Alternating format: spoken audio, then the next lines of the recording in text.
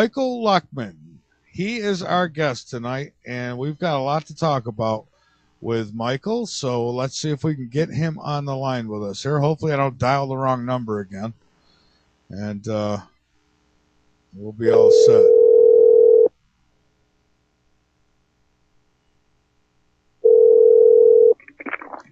Hello? Hello, Michael. This is Yes. Michael Vera with Late Night in the Midlands. How are you? Hey, how are you? I'm great. I'm doing good. I want to thank you so much for coming on and spending some time with us tonight. Okay. How long are we going to go, by the way? Anywhere from an hour and a half to 2 hours. It's Okay. okay. Sounds good. Yeah. All right, great. Well, I don't know exactly where you'd like to start. I guess we could start with you telling a little about you and where all this started for you. Okay. All right. I've been at this now, at UFO research for about 25, 30 years at least. And it began when I was editing and publishing a new newspaper in New York called the New York Daily Planet at that time. And we were looking to do things that were different from conventional papers or even underground newspapers at that time. So I figured we would, that it might be interesting to look into starting a regular section on UFOs. And I didn't really know at that point what existed.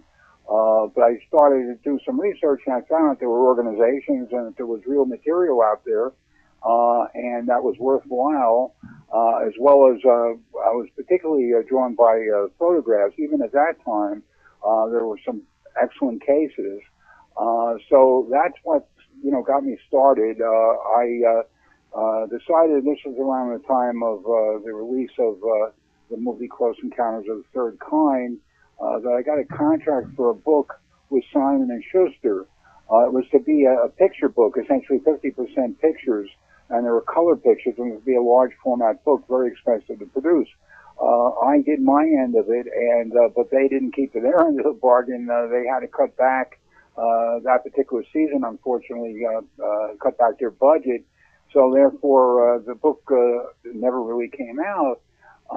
But it got me going, and I met a man by the name of Coleman von Kavitsky, who's passed on now, who was with a group called IQ-FON, and he was a retired major in the Royal Hungarian Army, and was very much into UFOs, and between information and documents that I got from him, and also from Peter Gerson, who was an attorney, who was the first one here in New York, was the first one to sue the government under the Freedom of Information Act for release of documents. So slowly we began to accumulate an enormous amount of data, and that's what got me started. And once you get involved with this subject, it's like emotional quicksand. There's no getting out. It's just that kind of a thing. Oh yeah, it's quite a rabbit hole, isn't it? It is, and unbelievable, as a matter of fact. And then more recently, about 5 years ago, I wanted to do a book about rock stars and UFOs, because I had known that there were lots of rock groups out there and individual rock stars who had not only believed in these things, but also had experiences. But as I started to dig around, I found out that there was a remarkable number of rock stars that have had these experiences. And what was particularly telling to me was that it included really many of the key rock and roll icons, from Elvis to the Beatles, John Lennon specifically, as well as Jimi Hendrix, David Bowie, and on and on and on. So Jerry Garcia, and many, many others. So that was my first published book, which was Alien Rock, The Rock and Roll Extraterrestrial Connection, which ironically was also Simon and Schuster. And then more recently, I've been working on a book, a sequel to the Alien Rock book, called Rock Stars, Hollywood, and Alien Contact, Celebrities Inside Secrets. And I'll tell you, at this point, Michael, I have literally hundreds of well-known rock stars and Hollywood celebrities who have had all kinds of remarkable things happen to them, ranging from UFOs. And my book is not only about UFOs, it's concentrating on that, but it's also getting into other paranormal activities and beliefs. And so there's just no end to this in sight. And this has been the time, I would say, within the last few years, that many rock stars and particularly many Hollywood celebrities have come forward, come out of the closet, as it were, with this subject. And and it's increasingly a popular subject, particularly with the rise of the popularity of shows like Ancient Aliens on History Channel, things of that nature. And so there's it's going to be a blockbuster book, I can tell you that. And I don't want to give away too much of what's in the book. I can give you a few examples later. It's a shocker, I can tell you that. Oh, I bet it is. I mean, just the short time I've been doing this radio show, I have come across more information, more documentation, more stories, and then I've had my own sightings. So I know that this phenomena is real. And what in your research, what have you found out? Any smoking guns? Well, well, smoking guns. Well, first of all, I've long debated this with lots of people. I've been on television many times on some major shows. I was even on the 50th anniversary of the Roswell crash. I was on Bill O'Reilly's show on the Fox News Channel, if you can believe that. And Bill wound up saying that you're the guy the aliens are going to call if they call anyone. and he didn't at that point. He really wasn't grounded in the subject at all, so I had an advantage on him. He's since gotten to know a little bit more about it, and his skeptical side is come out. And I've been trying to get back on the show for a while, and so far I haven't been able to. And as you probably know, this is a subject that the news media basically tries to belittle and tries to sidestep and ignore. And proof of that is that there were these hearings, these mock hearings in Washington not that long ago, which Steve Bassett had put together with a lot of the key government whistleblowers having to do with Roswell and UFOs in general. And it was chaired by 5 former congressmen and senators. So it was a very compelling conference that went on for a couple of days. And while it was covered by the media, the major networks and stuff basically didn't show up. And that's just, sinful, but that's the way it is. Now, I'm as I say, I still am always willing to debate the issues of UFOs, whether they exist or not. But the reality is, the truth is that I have in my possession 400 videotape depositions by 400 former military people. Many of them served in the Pentagon in the 60s and 70s. They're all prepared to testify before Congress, every single one of them, if they're granted presidential immunity, something which Lawrence Rockefeller, the late New York-based philanthropist, tried to get the Clinton administration to do. Clinton was, of course, on Jimmy Kimmel's show a few weeks ago, and he really put a foot in his mouth. He said first he said, of course, that it wouldn't be surprised if extraterrestrials, I shouldn't say of course, he said it wouldn't be surprised if extraterrestrials landed here someday. Yeah. Okay, to me that was very, very important that he said that, because no other president or former president ever come close to making that kind of a statement. And it suggests that we're being prepared for the reality of contact in the not-too-distant future. When that is, I don't know. That's what I think. I think we're being conditioned. But yeah, go ahead. I didn't mean to interrupt. Yeah. Okay. Secondly, he said, he almost verbatim quoted Ronald Reagan without attribution. He said that the various governments of the world and different nations with their various differences would all come together and unite in the face of an alien threat, which Ronald Reagan said it 5 times, even in a major speech at the United Nations. And Ronald Reagan had a couple of sightings himself, very dramatic ones, as a matter of fact. But what really got my goat was when Bill Clinton said on Jimmy Kimmel's show that they had looked into Roswell, that he looked into Area 51, essentially that he wasn't able to find anything, and it didn't go anywhere. Well, here was this man, Lawrence Rockefeller, who was very rich and very powerful, and he entertained the Clintons at his JY Ranch for a week or two on vacation, when they were on vacation. He's making a donation. I leaked the story at the time. He was making a donation to the Clinton re-election campaign, which he did. But he wanted to sell the Clintons on Bill Clinton specifically on opening up the information on Roswell, and he was delivering the key witnesses on a silver platter. He had people lined up, former military people, among them these 400 individuals and others, who were prepared to go public about Roswell.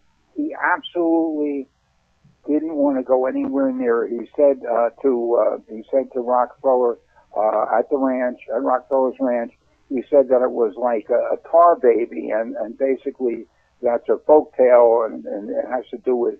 Essentially, he was saying that's going to get stickier and stickier the more he deals with it. So he wasn't going to deal with it. Obviously, he felt that it was politically, a difficult thing for him to do. Yeah. See, so how much do you think the government? I mean, some speculate that they don't want to let on how much they know because, they don't want to tell people there's nothing they could do about it. And then there's others who think that the government's actually working with them. I don't know what to think. All I know is that it's a real phenomenon. Yeah, well, no, I'm telling you, the government knows. The government knows a whole lot. They may not know everything, but they know a whole lot. One problem that the government has, and the various administrations have had, is that at this point they tell the truth about this. The public's going to want to know, well, how come you've kept this locked up for 60 years? That's one problem. But the Clinton's appearance on the Jimmy Kimmel show signals to me he didn't go on there. He may have been invited to go on there, but when he said he didn't, I don't even think he would have agreed to go on there if he wasn't prepared to say what he said about looking into Roswell and things like that. He may not know the exact questions that were going to be asked, but he was pretty prepared, I would say. And someone gave him the green light, or he realized that it was okay. Now, Bill Clinton pals around with George W. Bush Sr., and George W. Bush Sr., of course, was the head of the CIA, and the CIA has kept a lid on this UFO stuff from the beginning. And when Jimmy Carter, who also had his own UFO sighting, went to Bush Sr. and wanted to get the information about UFOs, he was told that he didn't have a need to know. Now, I think Bill Clinton got more information, but the irony is that Bill Clinton, about his appearance on Jimmy Kimmel, is that Bill Clinton has always been fascinated, very interested in Roswell. In fact, he told Webster Hubbell, his golfing buddy, who for a brief while before he wound up in jail, became the Assistant Attorney General under Janet Reno. And there were two things that he wanted to look into when he went over to the Justice Department. One was who killed John F. Kennedy, his hero, and secondly, what's going on with UFOs, what's the truth about UFOs. So there's a lot to this. I could tell you, I could say some things about Obama. It just goes on and on, but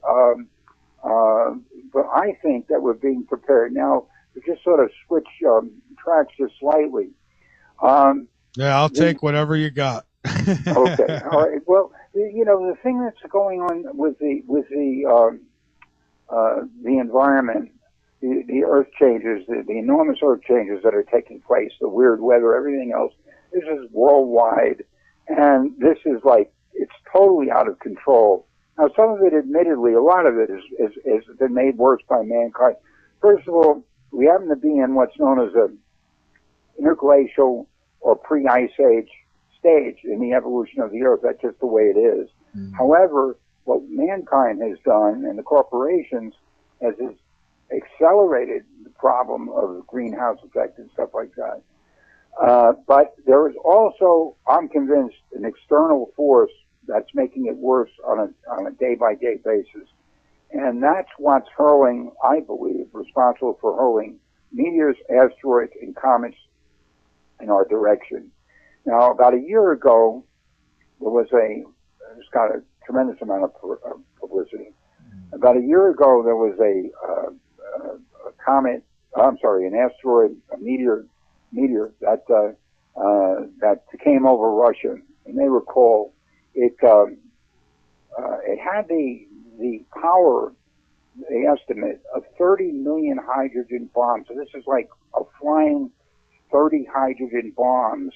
My God. And it didn't impact, but it shook so much, it created such a shake, so much movement on the ground that 1,200 Russian citizens were cut by flying glass. Fortunately, there were no deaths that I'm aware of. Just the very same, and NASA didn't see it coming. The very same day, there was an asteroid 150 feet across that came within 5 minutes of striking Earth. Now, that was a smaller one and a less powerful one, but could have still done enormous damage. It could have wiped out a city, perhaps. And that was the asteroid because I do remember they said that there was an asteroid that was going to make a close passage, and it wasn't it that same day. That's the asteroid. And then 2 weeks later, or less than 2 weeks later, meteors were seen in at least 10, maybe up to 10 different cities all over the world. In Cuba, in Saudi Arabia, New York. I don't have the list in front of me, but it was all over the place. And since that time, and I would urge your listeners to check on an almost daily basis, space.com, which does an excellent job of recording this stuff. Mm-hmm. I would say on the average of, I don't really know what the figures are, but I would say on the average of, it seems maybe at least once a week now, that we're being hit by, when I say being hit, we're not, these are objects that are coming our way and that are being seen, meteors and asteroids. Every week or so, there are reports and and photographs and video and the whole thing. We've never, in the whole time that anyone's alive today, we've never witnessed anything like this. It's a buildup of at least, the American Meteorological Society said something like, they estimated maybe 20 or 25% increase. And it just keeps on coming. Now, my belief is, I'm a disciple of Zecharia Sitchin, the author of these books who popularized the concept of Planet X, or as it was known in the ancient times, Nibiru. Mm-hmm. He said that as Nibiru or Planet X approach, and NASA, of course, steadfastly denies the existence of it, but they're liars, total liars, it would create great earthquake activity. And we're having a lot of that. Yeah, and it would cause a debris field would come along with it, even precede it, and that debris field would consist of meteors, asteroids, and comets. These objects, by the way, from space, they're coming from the outer edge of our solar system. That's where they all hang out, and there's an enormous amount of activity out there. And the gravitational pull is bringing them in with the planet, the force of the planet coming toward us is causing also these asteroids and meteors to come, and comets to come in our direction. So to me, when people say, well, where's your photographic proof of Planet X? Admittedly, I haven't seen anything to my mind that's compelling on the video or photographic end yet. However, the hallmark of the arrival or the imminent arrival of Planet X, when I say imminent, I don't know when that is, but there is this continuing rain of meteors and asteroids, and there are comets too, coming toward us, and it doesn't let up. And I believe that that's what's happening. And I've offered to debate David Morrison, who's NASA's astrophysicist, on this. He's refused to debate, not surprisingly. NASA, of course, has been in the forefront of the UFO cover-up. They've been in the forefront of the cover-up of life on Mars.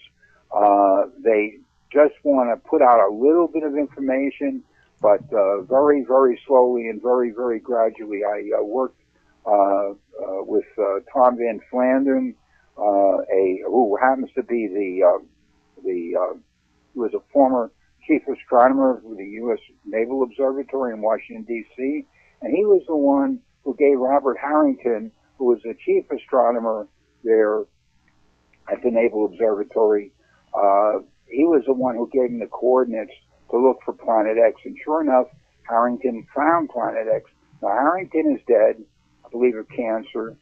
Tom, who was at a news conference with me just a few years ago, where we announced the existence of another face on Mars, which would blow anyone away. I mean, Hogan, the one that Hogan talks about, is nothing compared to the face there's a face that's located in the Syrtis Major area, which the New York Post ran almost a whole page of a photograph of it when we did that news conference. Well, Tom is gone, and and Harrington is gone, and you never can tell with cancer. I mean, you can't automatically assume that they were killed or anything, but I must tell you that out of the people say, well, with Planet X, there would certainly be astronomers, some astronomers would have seen it.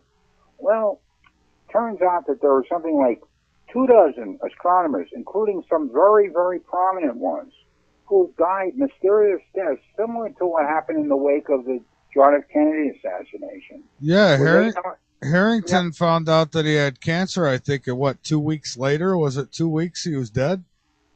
Who was that? Was that Harrington, who within 2 weeks he got infested with cancer and died? I don't know what the timing was exactly, but it was a short time after. Yeah. Tom Van Flandern made the announcement, and it was a short time after that Harrington got cancer, and Tom himself died I don't think Tom was more than maybe at most maybe about 60 or so, and seemed to, for all intents and purposes, to be quite healthy.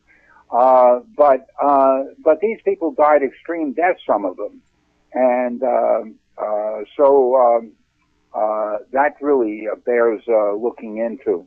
Now, what dovetails with this is the third secret of Fatima. The third secret of Fatima is the most carefully guarded secret by the Vatican, and it has to do with a bolide or a very, very large meteor or asteroid coming toward Earth.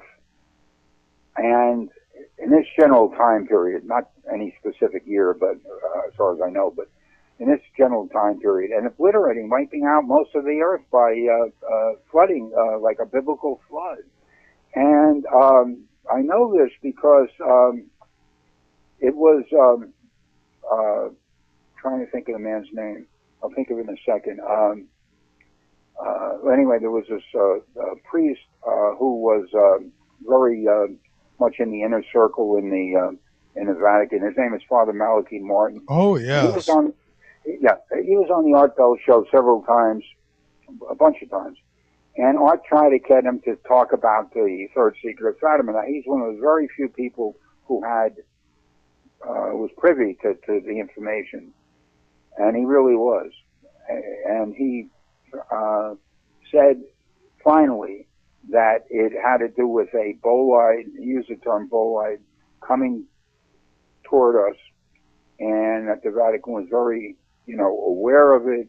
And also Pope John II, at one point, sort of let the cat out of the bag. He was asked by some pilgrims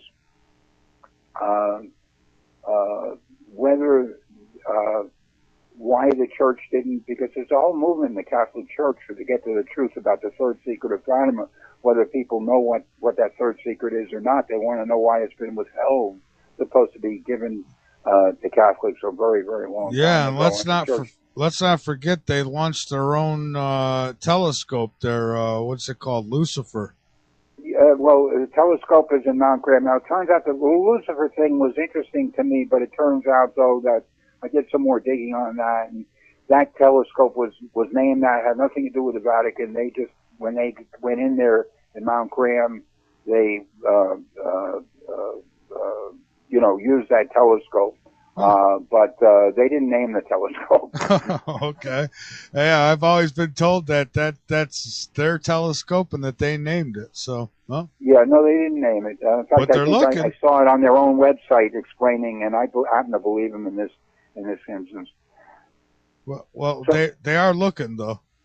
They're definitely looking, and as a matter of fact, they recently held at Mount Graham in Arizona. They recently held a conference of 200 astronomers and other scientists having to do with contact with extraterrestrial life.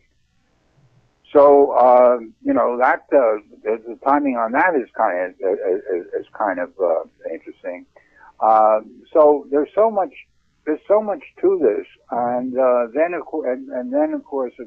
If you have any questions, I'd be happy to answer any questions you have, and also be happy to talk about the lighter side, somewhat lighter side, which is the celebrities and their involvement with this, which I've been researching for, about 5 or 6 years now. Sure, and I would like to point out, me myself, I am probably one of the most skeptical people when it comes to Planet X. I mean, I've always believed there was something out there. I've researched it endlessly. I remember back in '83 reading a science pamphlet that we got in school that talked about it. And then all of a sudden it disappeared. Well, finally, I don't know how you feel about Marshall Masters, but he was on the show not too long ago, and I said, well, I want evidence. I need a smoking gun.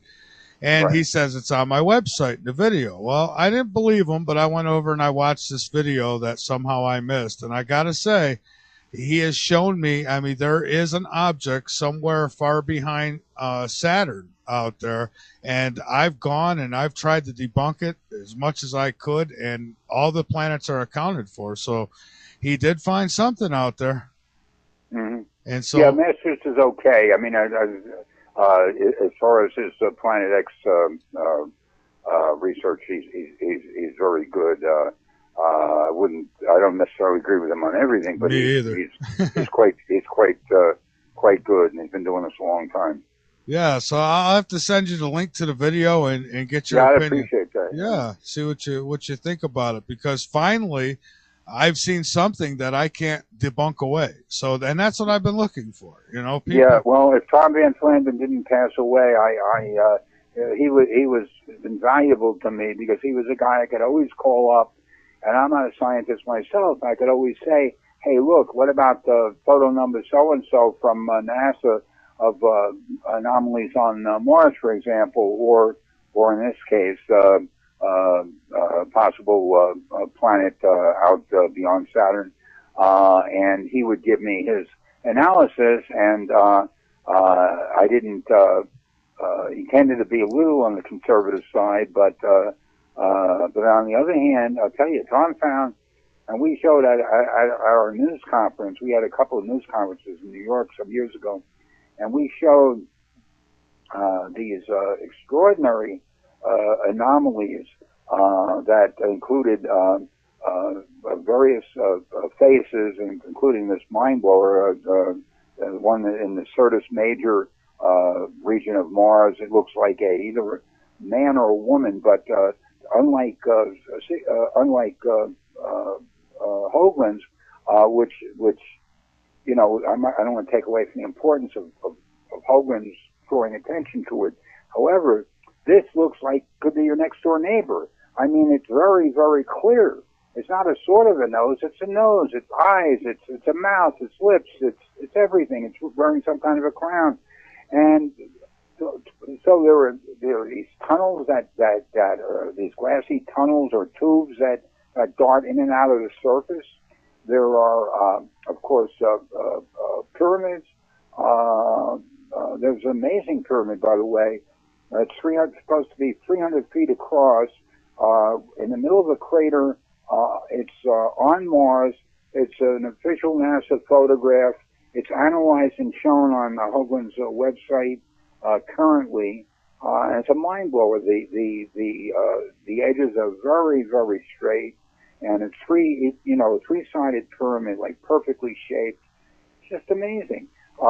And probably the biggest mind blower of all to me was these photographs. Tom found, and his associates found, that there are carvings of animals. These are giant carvings of animals, and they're various animals, and the animals seem to be grouped according to the type of animal that they are. Now, that in itself is amazing, and then it begs the question, why would they, meaning the Martians, I'll call them the Martians, whoever was there, whoever it might have been, why would they have gone through all of that trouble to create these massive depictions of animals, or carved animals? Who was supposed to see it, and what was the purpose of it? I don't know, but it's just amazing. So, we're at such a point now with the flow of information that there's just no stopping it, and the cat's out of the bag, I would say, on all counts. And I believe that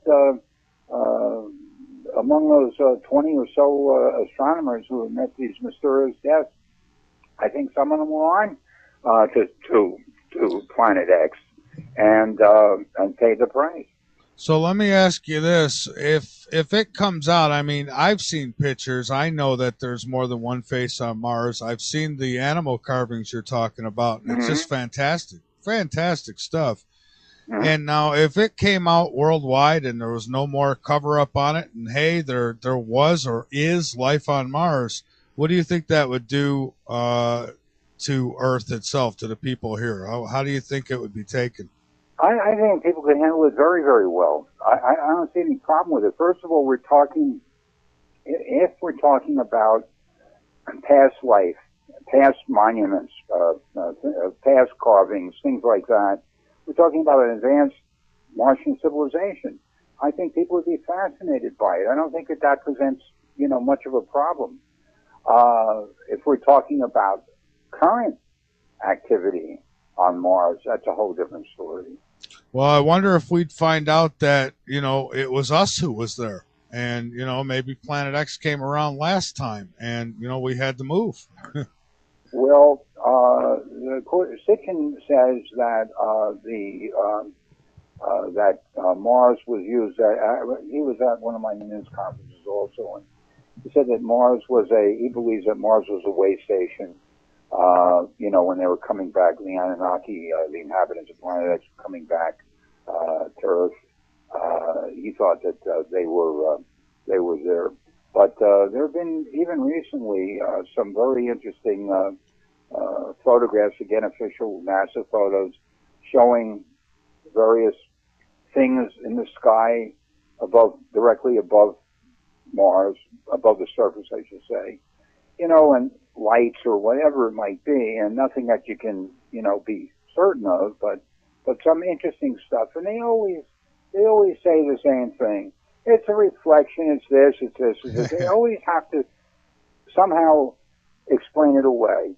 Yeah, it reminds me of, like, a report just came out today, I think, having to do with the Antarctica ice shelf, and that it's moving dangerously toward basically collapsing or moving into the sea, which would cause an enormous rise in the sea level. But they're saying, but there's nothing to worry about. That's 100 years from now. Well, you know, the ocean levels are rising already, and there's a lot of ice melt off. So there's plenty to worry about. And I can understand why they don't want to, you know, people to panic. I understand that. I don't think there's any reason to panic as far as UFOs. Some people might, but I think an interesting, really irrelevant question for us for those in the know to ask is, when and if the Anunnaki, given that they exist, ever decide to land publicly, as they might, because if the Planet X is coming closer to us, come back and see how it was done, and etc. What should our position be toward them? They're a highly advanced race, and they created us, if you believe Sitchin, to dig for gold, essentially as a slave species that was later and actually created us by jump-starting, taking pre-humans essentially, combining with their DNA and creating something that was closer to a modern-day human. You know, what should our position be toward them? You know, they weren't so nice to us.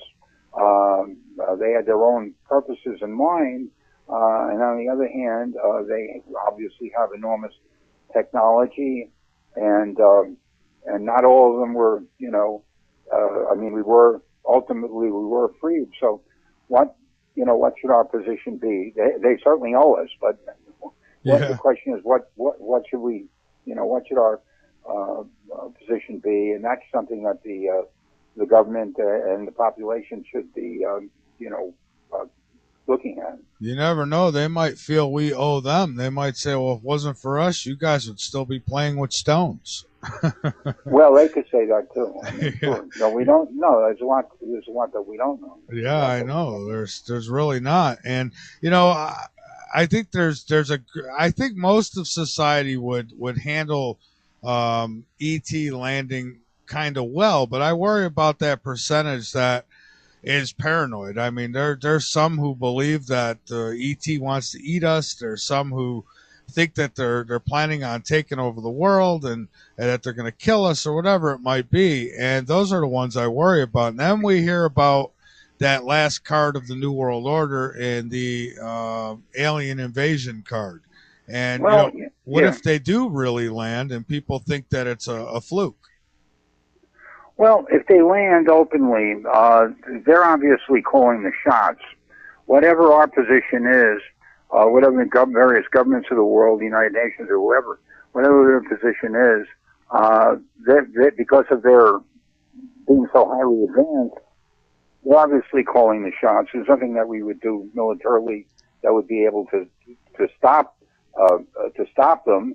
And I'm not saying that we should do anything like that, because I think that I'll give them the benefit of the doubt, and there's certainly nothing we're going to do to stop them anyway.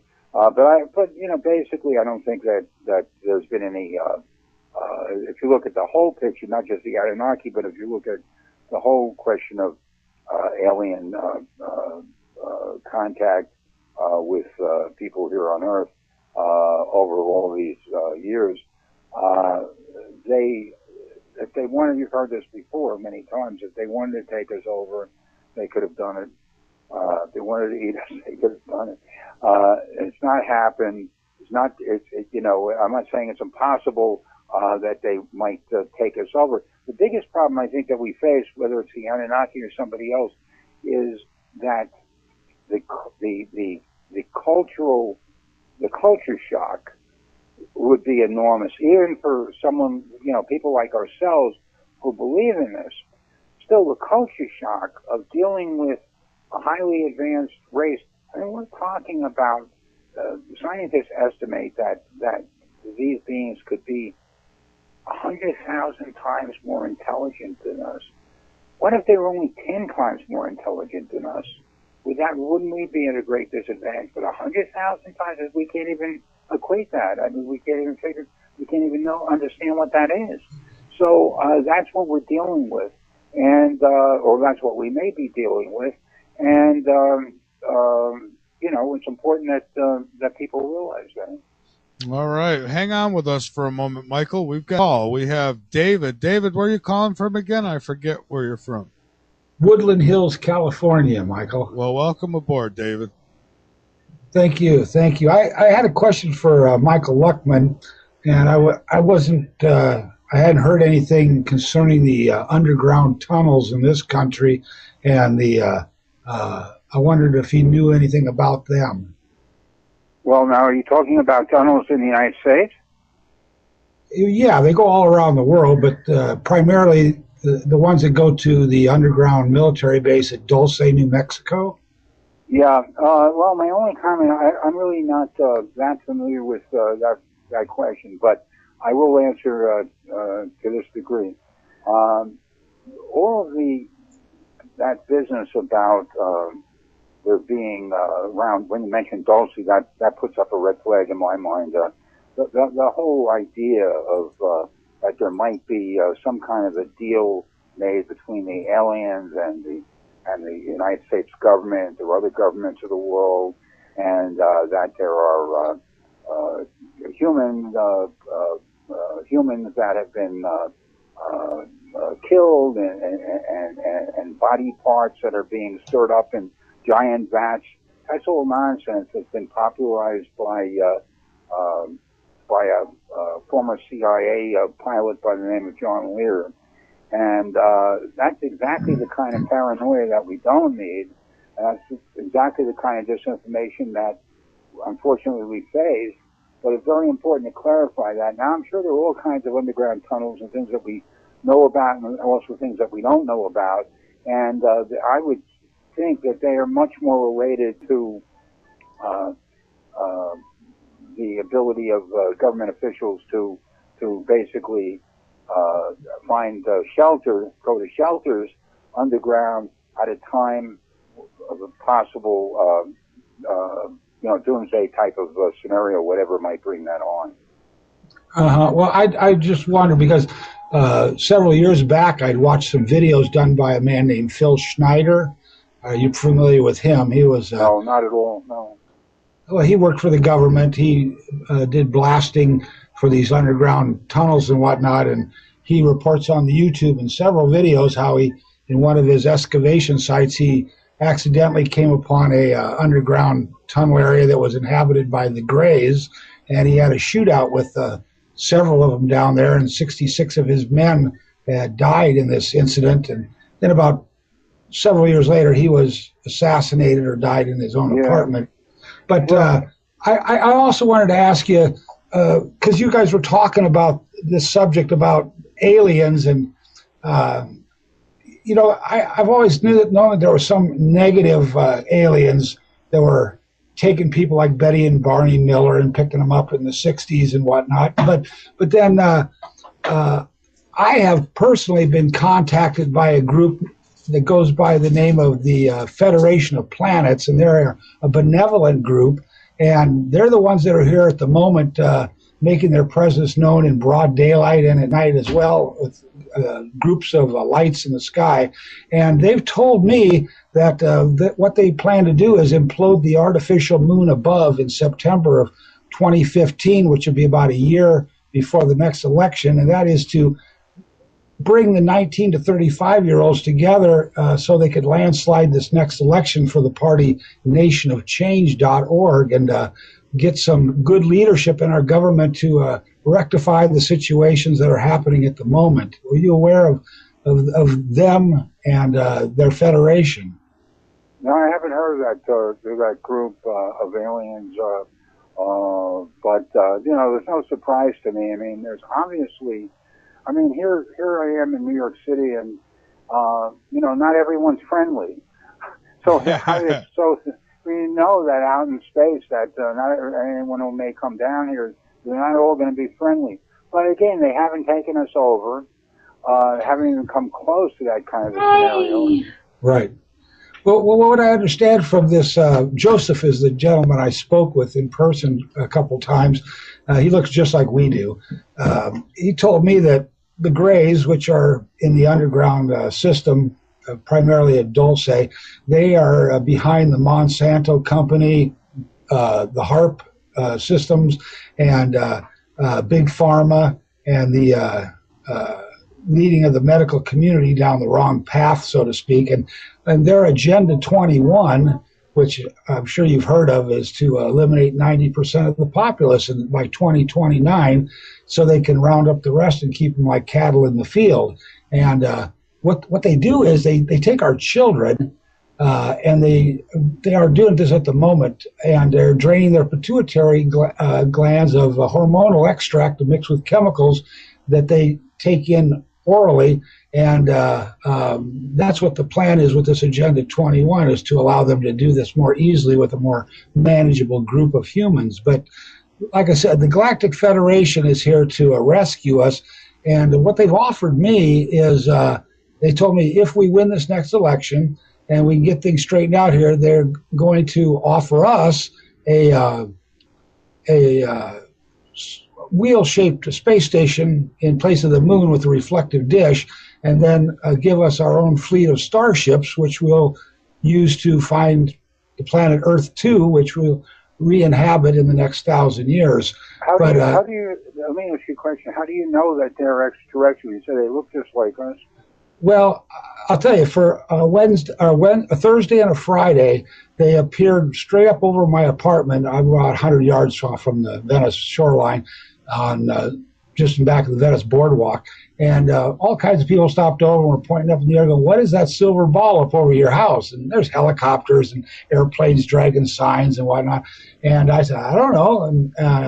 And then about 6 o'clock that Friday, I was sweeping out in the front yard, and I looked up at it, and I said, "Well, if you want something, why don't you just say what it is?" And I received a thought transmission that Saturday they would be sending somebody down to speak with me. So Saturday, someone did come down, and we had a lengthy conversation, two of them, in fact, and just kind of got the ball rolling as far as actual communication goes. I've had several different sightings in my life for the last 30 years, but why do you think they chose you to be the one to receive any kind of a message like that?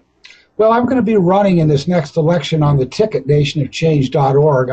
I ran in this last one, but it was kind of a practice session, and Jesse Ventura, who I'm going to get as a running mate, as my VP candidate, we're both kind of normal people, but we're intelligent as far as the needs and desires and wants of our country and the world.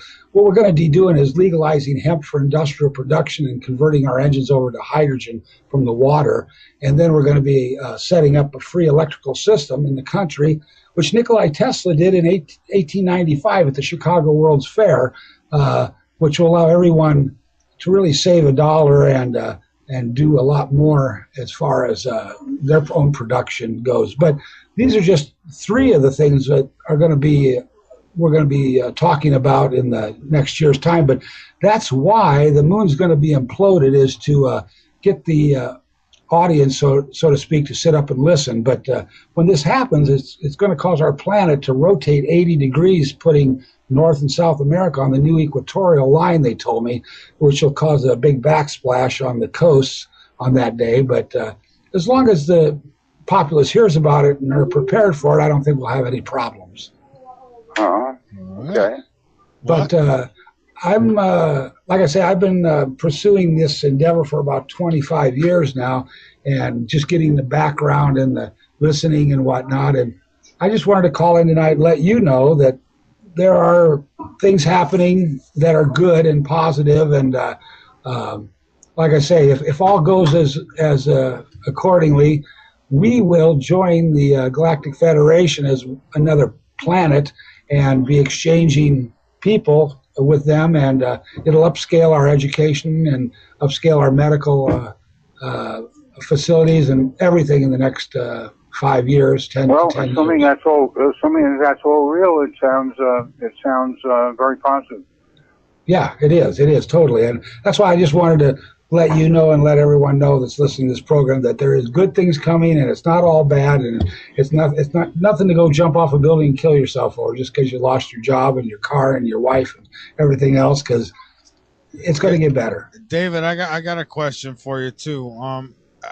I was asked to ask you who is in charge of the Federation of Light. Who's at the head? The word light is kind of a misnomer. It's the Galactic Federation of Planets. So when someone mentions it used to be the Confederation of Light. And when I heard that originally about 6, 7, 8 years ago, I was leery that this could be a plant by the Greys to dissuade the listeners and to lead them off down the rosy trail, so to speak. This group is known as the Galactic Federation of Planets. And that's what they've introduced themselves to me as. That's what they've told me they were all along. So anybody who talks about light, I don't know who they're talking to or exactly what their intentions are. But this group is, like I say, the Federation of Planets. Okay. All right. Great. Yeah, I didn't know if that was the same as the Galactic Federation of Light. I've heard that talked about, and apparently it's supposed to be they worship Lucifer or something like that. I was just making sure it wasn't the same thing. That right there, you hit a nail on the head. That's the Greys. Possibly there's a few reptilians left here on this planet underground with them, but yeah, they're the bad guys. They are the ones that are trying to overthrow and instigate this Agenda 21. Oh, okay. All right. Well, I just wanted to clear it up, make sure it wasn't the same one, but I appreciate that. Anything else? Well, I was kind of disappointed in Stanton Friedman's answers the other night, but he's a little over the hill. But like I said, it's up to the 19 to 35-year-olds whether they want to take this country and want to run it the right way. Anybody that's established, anybody that's older, like ourselves, we can't seem to get any agreement amongst our age group of people. I'm 58, and we just can't get anybody to say the same thing. You know, there's so much arguing and bickering amongst types and races and whatnot. It's going to be up to the younger people to get this country and straighten it out. Yeah, unfortunately, that's true. Well, first we got to get them off Facebook and get the iPads out of their hands. Or the iPhones. Well, that's actually the way we're going to be communicating our ideas and putting forth these new governmental proposals is through those means, and because they're not tuned into the 5 channels, and they're not wasting their time on sports, and they're not at the bars, carousing with till late hours of the morning. They still got some life in them. All right. Well, hey, David, we're going to have to get you back on the show soon because I want to talk more about that Federation of Planets at some point. Well, I want to be on with Rascala any old time he wants to come on because he's a really smart guy. Yeah, he is. He's great. Well, all right. Well, thank you for the call. Thank you, gentlemen. All right. Have a good one. Bye. So, Michael, you haven't heard of these federations. No, I haven't. But what this gentleman just touched on, we should say something about. I think as far as the Greys and the abduction scenario, I've met personally quite a few individuals who believe that they've been abducted, and the thing that's almost always the case is that here people are, it seems to be a interdimensional kind of phenomenon, and that people's report that their body is being, at the moment that they're being taken on board, that their body is moving through what would be often would be a closed window or door in their apartment or in their home. So that suggests an out-of-body type of experience to me.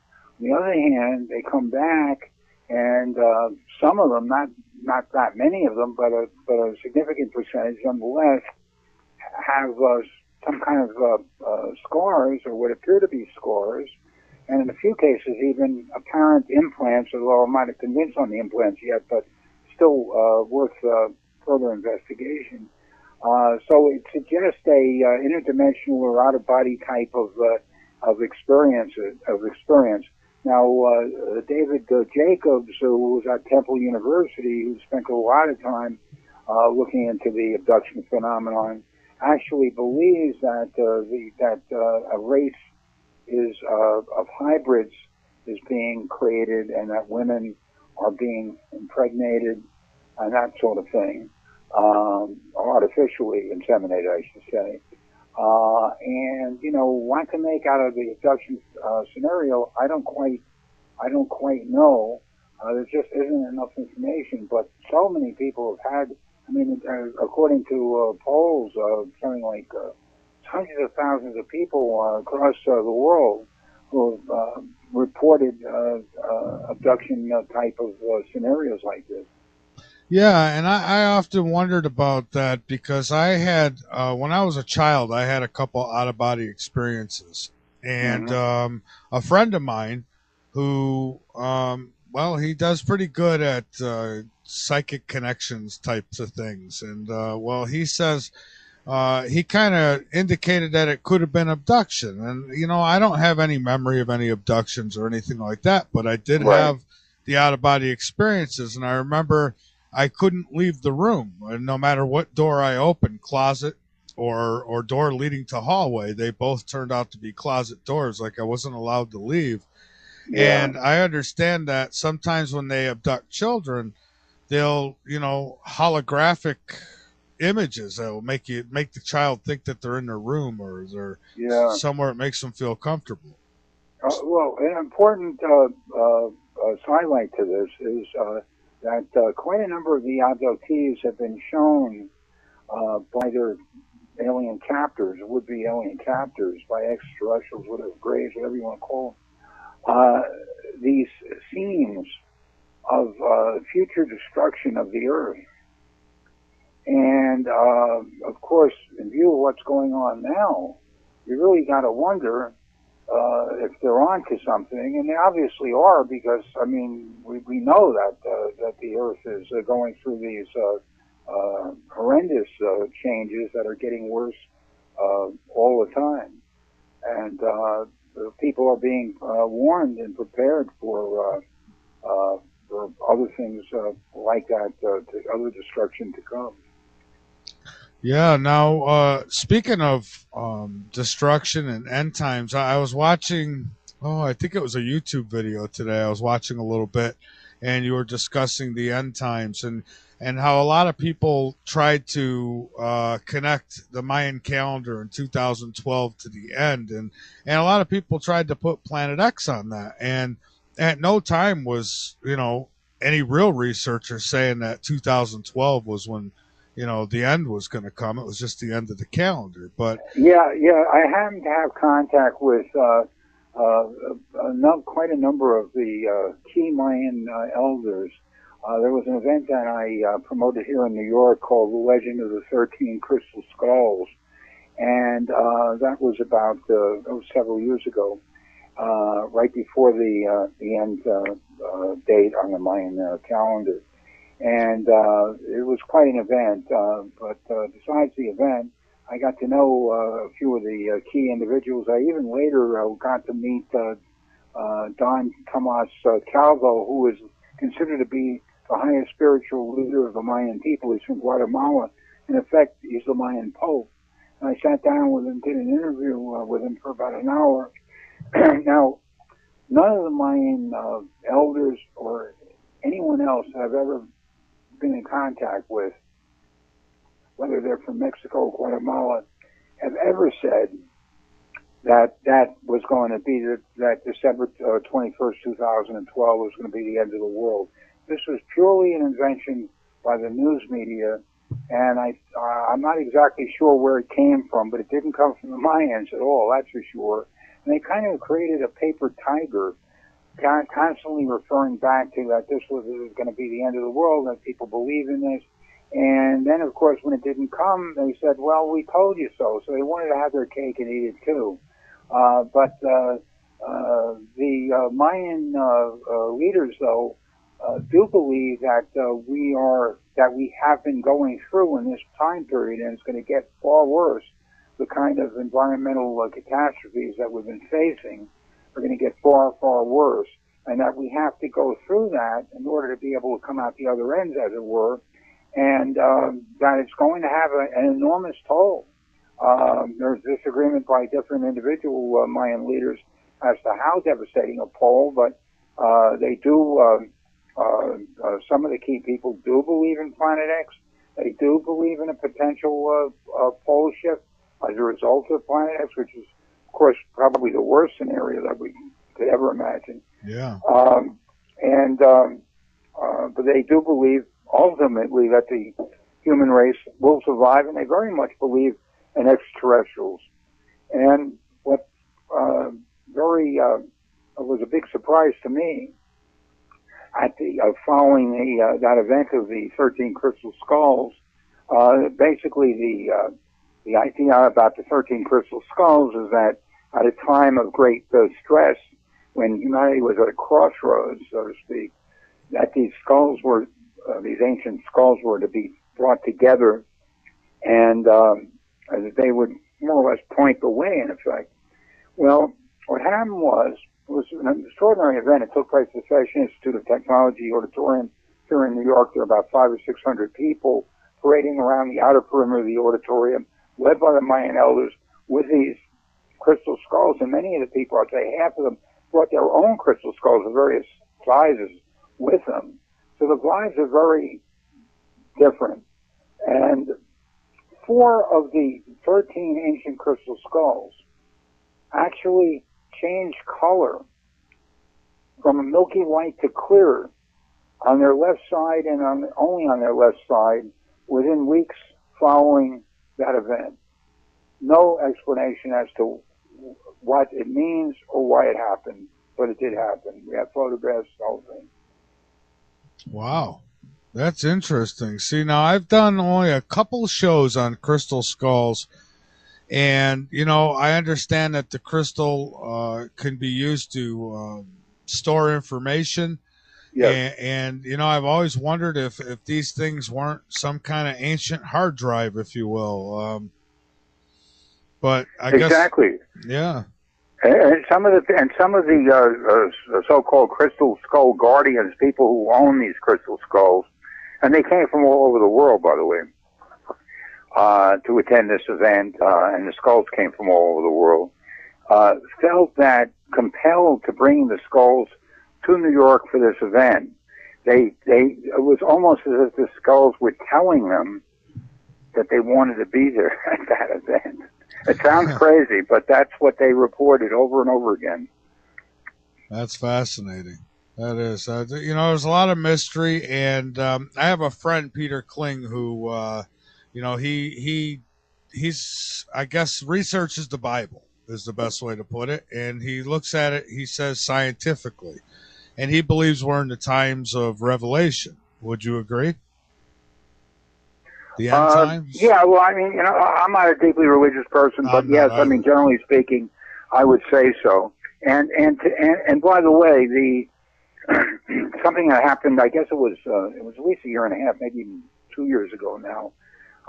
This UFO sighting that happened near adjacent to the Dome of the Rock in Jerusalem, where a UFO came down, a bright light came down above, it came all the way down to the horizon, and then quickly, very bright, shot right up, and there were a cascade of maybe a dozen or more red lights above, which blinked out really quickly. But the fact that happened at the Dome of the Rock in this particular time period, and that happened and was photographed by at least 4 different cameras in 4 different angles, including the weather camera, which takes pictures every, I think, 10 seconds, takes stills. And that object was there, and it wasn't the military. And why was it at the Dome of the Rock? I mean, it was probably the most important, single most important religious site in the world. But it happened, and I went on Fox and Friends on television, and at that time said that this, to me, seemed to be a prelude to what some people would consider the second coming. Yeah, well, maybe he'll be coming on a spaceship. It could very well be. You know, Shirley. Not many people know this, but Shirley MacLaine, who I know, had a private meeting in her apartment here in Manhattan with Zechariah Sitchin while he was still alive, and her key question to him was, she wanted to know whether he considered that Jesus Christ was an extraterrestrial, and Sitchin was really, for all of his statements that people think are so outrageous, some people, he really was a fairly conservative man. His lifestyle was very conservative, very old-fashioned, and yet, so therefore, he didn't want to make any kind of a statement to Shirley, even if she kept it quiet, because he knows that, you know, it might get around still, and he didn't want his views known on it. But obviously, his views were that yes, that what people refer to as Jesus Christ could have very well have been a extraterrestrial. Yeah, you know, and it kind of makes sense. And, you know, we've got people who, I don't know how much stock can be put into it, but people who claim that they've time traveled and even teleported and things like that. And you got to think, if that technology exists, I'm one who believes that we're not inventing new technologies, we're reinventing technologies, I think. And if that technology existed, there's, you know, my God, no end to what could be. Yeah, well, yeah, and there's some belief that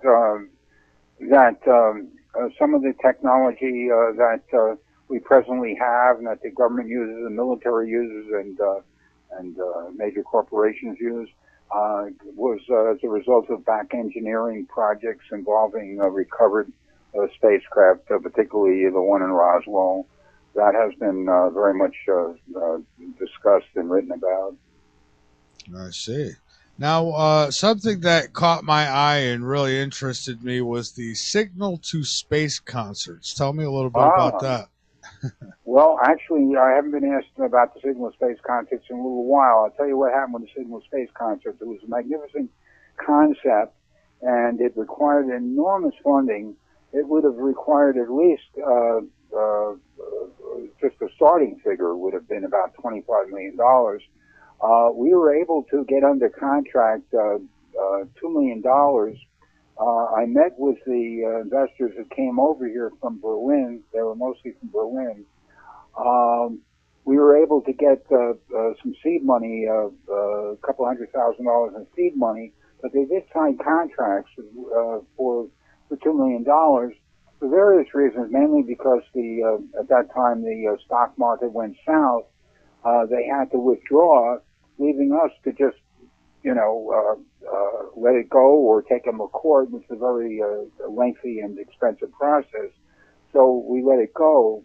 But the idea of the Signal Space concerts were to do very large Woodstock-type concerts, like a UFO Woodstock, and to do them in Berlin, in New York City, upstate New York, and in Japan, Tokyo. And we had a great amount of interest. As I said, most of the funding was coming from Berlin, because my partner was based part of the time in Berlin. And some very large corporations, as big as Daimler Chrysler, for example, really got into this and really wanted to support it. But first, I had to come first with, at least a couple of $1 million.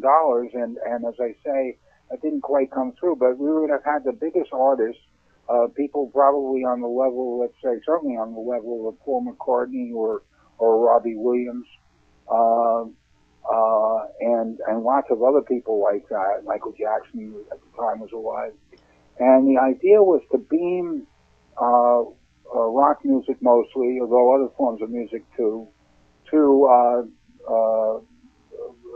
locations on the moon and on Mars, and to try to make make communication using music as a form of communication. And since that time, there has been music. For example, at a Paul McCartney concert, it was arranged that the music was beamed by NASA to a distant star that they thought might harbor life. I think the song I know the song, the Beatles song "Across the Universe" was being there also at one point. So this is something that's, that rock musicians are getting more and more into. I think even Lady Gaga is supposed to be going up in the next year or two in a rocket. Oh no. They send and, her up there. And this is in conjunction with a concert here down on the ground where she was going to perform in space. And Michael Jackson told me that he wanted to, and he was serious about it. He wanted to perform the moonwalk on the moon. No kidding. Well, the Lady Gaga, Michael Jackson, okay. Lady Gaga, if that's the message, the first message they receive from us, we could be in a lot of trouble here. Well, it's the end of the world. Yeah, absolutely. But I like the concept. That's very interesting. Yeah, we would,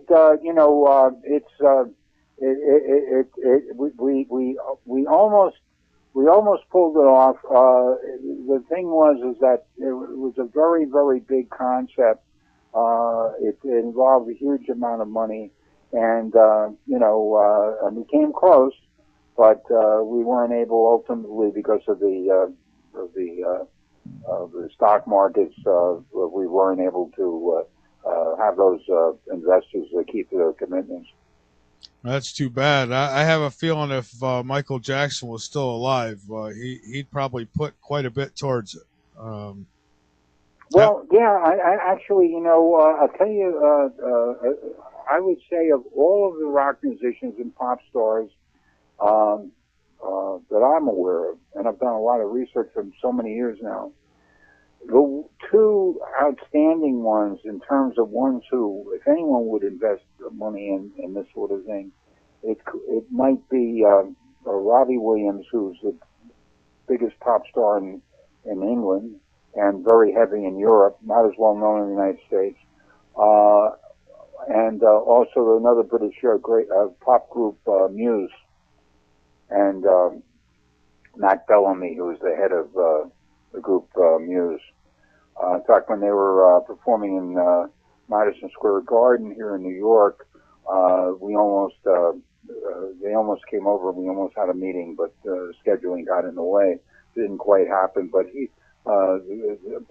Matt Bellamy is very much, they talk about. They have a whole song about UFO disclosure, and at their concerts they have like this. I don't know how they did this. A huge flying saucer with a female alien dangling from beneath it as it circled the crowd, and at a certain point it came down like maybe 20, she came down maybe 20 feet above the crowd's head. It was just unbelievable. Wow. So like there a lot of stars are into this. Alice Cooper, who lives in Phoenix, Arizona, was an eyewitness to the Phoenix lights. There's so many rock stars and so many celebrities who are into this. Even for whatever anyone might think of them, even the Kardashians, they had a special trip. They went to Area 51. They didn't get in, of course, but they did go there. And, so in fact, they went there in the company of, in a big van, in the company of Travis Walton, the famous Fire in the Sky abductee. Yeah, he's one of my favorites because his story, I just, you can't throw stones at it. Right. These guys passed lie detector tests, and yeah, so it's one of the more credible stories, I believe. It is a very compelling story. Yeah, absolutely. Now, something else I wanted to ask you about was the alien autopsy. Now, you say it was a hoax. Well, actually, I was the first one and the only one at the time to say it was a hoax. Now, I say that based on the it was just so clear to me that it was so cheesy in the way that it was produced that it had to be a hoax. And I was quoted in the New York Daily News. There was a picture of me, and there was a picture of, I forget his name, the guy who produced this, and Fox made a tremendous amount of money off of this. It was not only the first alien autopsy special, but they ran a series of specials, and then later they even had the nerve to run a debunking one, saying that, well, you know, we thought it was real, but it turned out it wasn't real. So it definitely was proven not to be real, and I was absolutely right. But Fox saw it as something that they could make a lot of money off of, and they did. Well, you know what kind of tickles me a little bit on that is that I remember, I think it was Thanksgiving. I was sitting around with family, and there was a special on about this alien autopsy, and they were supposed to be the best Hollywood graphics, makeup, special effects artists that there was, and these guys says that they couldn't recreate that. So what does that say for them? yeah, I know. I remember that. I'm trying to think of the man's name who was the producer of it. But I called it in the very beginning. I said I was quoted in papers saying that it was a P.T. Barnum style hoax. And the producer, of course, said that Robert somebody said that that it was real, and etc. And well, it did turn out to be a hoax. All right. Well, Michael, hang on one more time. We're going to take one more break, and then we'll come back, and you and I will finish up. So hang on there, folks. One Bigfoot is the one thing that I almost never deal with. I don't really have any strong opinion on Bigfoot. I don't find the issue of whether Bigfoot exists or not compelling. I do think that there's been, fakery involved with it. I wouldn't want to comment even any further than that. It's really not something that I pay much attention to. Well, I've kind of been with you on that. It's not something that I pay a whole lot of attention to, although if I had to guess what's going on there, if that phenomena is real, then I would have to guess it's connected to ET or it's interdimensional, because they're there and they're gone, according to people. So, yeah. Again, it's not. It doesn't get my attention, generally speaking. I just don't know what to make of it. There's so many things to deal with here. I'd rather go to the things that have a real solid foundation and real solid evidence, hopefully bordering on proof. Well, I'm with you. No argument here. The other question was the severity of our environment. Are we at the point of no return? In your opinion? We're definitely at the point of no return. Now, I mean, but when you say point of no return, I mean, some of us will make it through. The problem is that most of us probably will not, and it's going to for those who do survive. There's a phrase, "When the strong survive," are going to have to go through a whole lot physically and emotionally, spiritually. To make it, and it's really going to take a great deal of persistence and a lot of luck too. That you're in the right place at the right time, or that you're not in the wrong place at the wrong time, because depending very much, it's the luck of the draw where you happen to be at any given time. There's no place in the whole world that's safe. There are relatively safer spots, but even places that might not be prone to earthquakes may be prone to other weather phenomena. There's this terrible weather phenomenon that it's very rare, but I've seen photographs of it. It's really frightening. It's called a fire-nado. It's a tornado of fire, and it's basically, I guess, it's flames from the ground that are being whipped up. Something that most likely humans cause the fire. But it gets whipped up into a moving torrent of fire, and it's been reported not reported. It happened in Australia, and there was another one somewhere in the Midwest. It was photographed in the paper the other day. So we're going to really, and of course, I was about 8 months before the Hurricane Sandy hit here in New York City. I was interviewed by the New York Daily News by a couple of reporters, and I said that that New York had a real problem as far as flooding, and that sooner or later, and probably sooner, we're going to get hit. And then 8 months later, of course, we did have it. And let me tell you something. There were blackouts downtown in New York, which I was affected by. And you think, well, you know, you can make it through a blackout. I mean, so, you know, so it's a little inconvenient.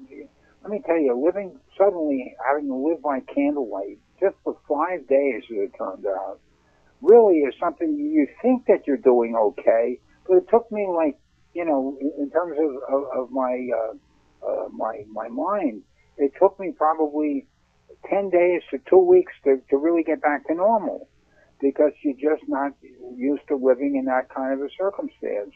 So we haven't seen anything yet. I mean, the temperature extremes, the flooding, it's really going to be very, very bad. And as I say, the inexcusable part, the part of nature and Planet X, we can't do anything about that. The inexcusable part is that we have caused a lot of this to grow worse. And there's a book that I would recommend called The Sixth Extinction, which talks about, it's been very highly praised, and it talks about the role of super corporations and what they have done in the name of profit.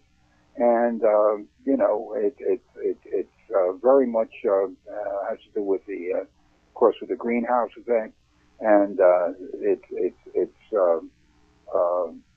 the handwriting's on the wall. We're in the soup. We're like sitting ducks. There was an intergovernmental panel on global warming that specifically said we're all like sitting ducks. Yeah, and if that's not enough to scare somebody, how about Fukushima? Oh, well, now on Fukushima, you know, the thing about Fukushima is that the nuclear meltdown that happened in Japan, and by the way, I'm seeing many more people, particularly young people Japanese people, moving to New York, living here now, unlike I've ever seen before. They're afraid of the radiation. Now, the thing is, I mean, this is a silent killer. And you know, we have from the tsunami, you have wreckage from the tsunami floating toward the Pacific, the West Coast. And it's a terrible, terrible situation. In fact, and you can't, Kobe beef, which is the most famous beef, most expensive beef, normally be imported from Japan, isn't even allowed here in New York anymore. Yeah, and I've got friends who live in Hawaii, and they have a friend who is from Japan, and she comes back and forth, and she actually takes children out of Japan and brings them to the States for a little while, just so they can have some normality and and try to heal. But it's a silent killer. It's contaminating the ocean. I don't know how many times somebody has tried to tell me, "Oh, the ocean's big; it dilutes baloney." It's just too much. I mean, you know, at some point, there's too much. No, the bluefin tuna has been caught out on the West Coast in the Pacific that has you know, traces of radiation in it. And you know, you can argue about you know, what's safe as far as the dosage of radiation, but you know it's not good. You know it's probably likely to get worse. And there's an example of you know, corporations not caring and using the faulty equipment, and these nuclear power plants exist, you know, in various countries of the world. I mean, they built one here in New York, an Indian Point. It's built on a fault line. I mean, where are their heads? I mean, this is absolutely crazy. And, you know, if they don't care for the rest of us, how about themselves and their kids and their grandchildren?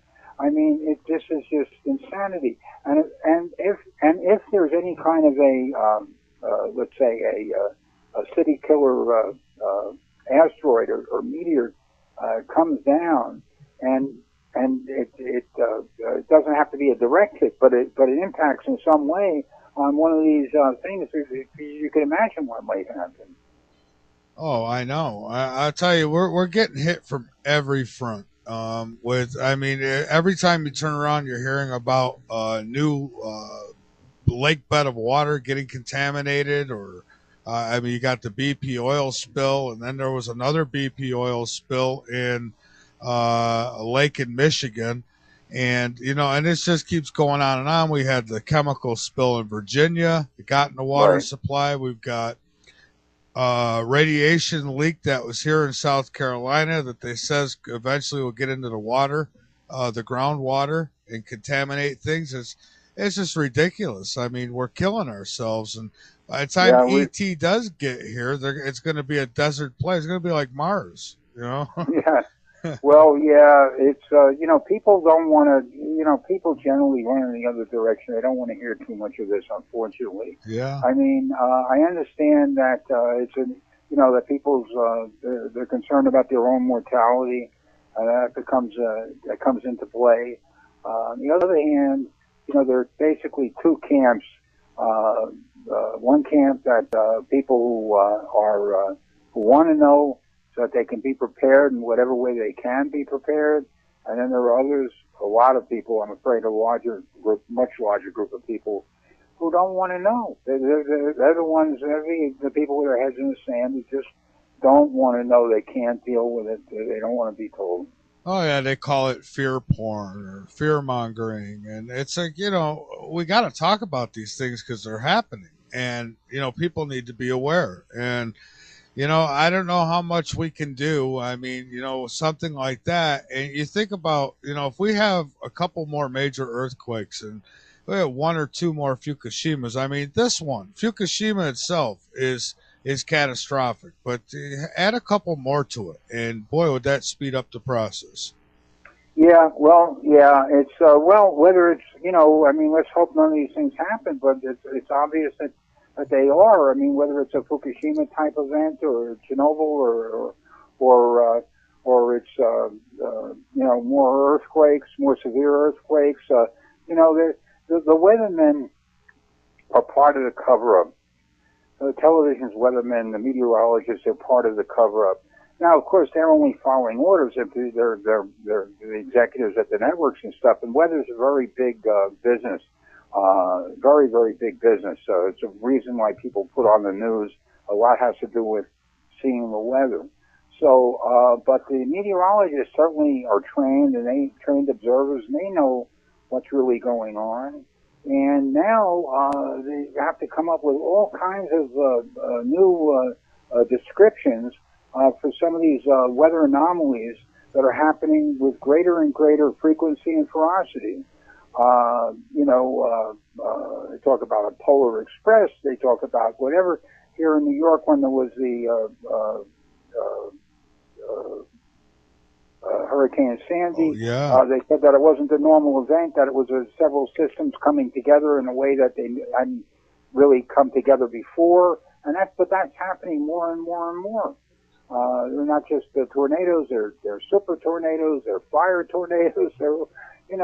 It's just no end in sight. And then, of course, you have these, talk about gravitational pull. You have these big openings in the I forget what it's called. These big openings in somebody's a sinkhole. Oh yeah. Opening up. And in one case recently, I think it was like the sinkhole was maybe 2 or 3 blocks long. Yeah, I just read about. I think that was a week or two ago. Yeah, it was like 3 blocks long. And these things are more frequent. They're a lot more frequent. The earthquakes are more frequent. The storms are picking up, and people just want to ignore it. So, well, I'm still. And they want to ignore it until, of course, it hits them, and then they don't. Yeah, exactly. Well, we're definitely in for some trying times here, and my biggest concern now, when we talk about Planet X, I'm more worried about the nuclear power plants we have all around this globe. That alone, and people talk about getting on mountaintops to survive. What are you going to Right. do about all that radiation that's going to be let loose? Well, I'll tell you something. You know, I had the owner of the Vivos survival shelters on my show, Robert. I forget his last name. And that's a very sophisticated, huge, you know, nuclear. I'm sorry, not nuclear, missile silo underground. And he has one location. I think he's planning two more. And they're basically like condominiums, and they're, you know, selling them for like maybe $100,000 for a couple of people, for family, whatever. And the thing about it is that when you go in there, even when he's showing people this, they go in there, they go down, and the first thing they say is, "Oh, I don't know that we could live like this underground." Now that thing, once they close the hatch on that, it's as fancy as it's supposed to be, and it's quite fancy. People they will not open up the hatch for 1 year. That's the game plan. If for any reason it rises to that level of emergency where all of their clients go there in a hurry and take refuge there, and they seal that thing off, no one's getting out for a year. Can you imagine hundreds of people or more living underground for a year? Yeah. What that must be like? And what if it's so bad that they get buried alive and that thing never opens? Oh, well, there's no guarantee. There's no guarantee. Yep, I'll stay above ground. I'll take my chances. I'll dodge the fireballs. Right. But we know that the government has certainly got themselves prepared. They've got seed banks. They've got water supplies, food supplies, ammo supplies. They've got underground bunkers in cities. I've seen video of actual farms that they have set up underground. So, you know, they're definitely prepared for something, and I don't think it's a nuclear war. I think it's much more than that. Yeah. So, I agree. well, Michael, I want to thank you so much for taking time out and joining us on the show here tonight. And I want to give you an opportunity to get out anything you'd like, websites, events you might have, anything. The floor is yours. Well, my first book is called Alien Rock: The Rock and Roll Extraterrestrial Connection. It's about all of the major rock stars and virtually all of them, and then UFO encounters from Elvis to the Beatles and John Lennon and so many others. And that's available at Amazon.com. My website for the Cosmic Majority is www.cosmicmajority.org, O-R-G. That's www.cosmicmajority.org. If somebody wants to reach me personally, they can at my email address, which is Nebula, N as in Nancy, E-B-U-L-A, 2002 at AOL.com. It's Nebula, N-E-B-U-L-A, 2002 at AOL.com. All right. Well, Michael, again, thank you so much, and we'll keep you linked up over on LateNightInTheMidlands.com on our links page. And I do appreciate your time, and I look forward to talking to you again in the future. And I hope you get your show going soon. Thanks very much, Michael. All right. Have a good night, my friend. Take care. You too. All right, everybody. Michael Luckman.